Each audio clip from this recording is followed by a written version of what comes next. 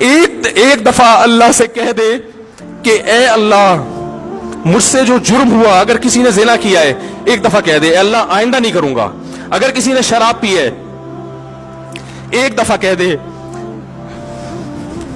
کہ اے اللہ آئندہ نہیں پیوں گا. اگر کسی نے اپنے والدین کو ستایا ہے ایک دفعہ کہہ دے اے اللہ آئندہ نہیں ستاؤں گا. اگر کسی نے وراثت کھائی ہے ایک دفعہ کہہ دے اللہ حق واپس کروں گا، آئندہ کسی کا حق نہیں دباؤں گا. اگر کسی نے انٹرنیٹ پر بیہودہ فحش فلمیں دیکھی ہیں ایک دفعہ کہہ دے اللہ دیکھ چکا آئندہ بولو بھائی نہیں دیکھوں گا.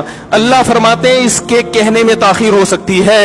وَمَن يَعْمَلْ سُوءًا أَوْ يَظْلِمْ نَفْسَهُ ثُمَّ يَسْتَغْفِرِ اللَّهَ يَجِدِ اللَّهَ غَفُورًا رَحِيمًا. کیسا ہی بڑا سے بڑا جرم کر لے اس کے بعد جب اللہ سے توبہ کرے گا بشرطے کہ روح جسم کے اندر موجود ہو، اللہ فرماتے ہیں یجد اللہ غفور الرحیما. اللہ صرف گناہ کو معاف نہیں کرے گا بلکہ یہ اللہ کو غفور اور رحیم پائے گا. غفور بھی پائے گا، پانے کا مطلب ہے محسوس کرے گا کہ اللہ نے اس کے جرم کو معاف کر دیا ہے، اور رحیم بھی پائے گا کہ مزید رحمتیں بھی کر رہا ہے. یہ اس وقت تک اللہ کی طرف سے بھائی پیکیج ہے جب تک روح جسم کے اندر موجود ہے، کیونکہ غیب کا معاملہ ہے. جب اس روح اور جسم کا رشتہ کمزور ہو گیا ایڑیاں رگڑتے رہو گے لیکن اللہ توبہ قبول کرنے کے لیے تیار نہیں ہوگا.